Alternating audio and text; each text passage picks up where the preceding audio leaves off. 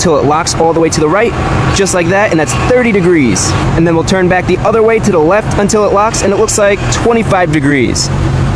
So this is bone stock, and we had 30 degrees when we turned to the right, and then 25 degrees when we turned to the left. Now this is pretty cool. On each side of the steering rack, there's a rubber boot and a tie rod. And how this works is when you turn the steering wheel, the steering rack pushes or pulls on the tie rod to move the wheel outwards or inwards, to prevent the tire from turning any further inwards or outwards. So in order to get more steering angle, we just need to remove this spacer. The first thing we need to do is there's a vent tube that runs all the way across to the other side. All we have to do is just pull this out like that. And I'm gonna just see if I could twist this and pull. And if you want, you can get a flathead screwdriver under here to help you loosen this up. Just be careful not to damage the boot. Now we could simply push this boot right back on, and make sure you push this boot all the way in so it seats up against the power steering rack. If you see any fluid coming out of here, that means the seals in your steering rack are bad. If you have just a couple of drips coming out, that's not a big deal. Clean it up and just keep an eye on it. Now we can put our vent tube back on, and I'm gonna push it in on the other side, just like that. And then you just peel this back a little bit, and then push it in on this side as well. And make sure we're not hitting anywhere. And good thing we checked, because we're making contact with our sway bar.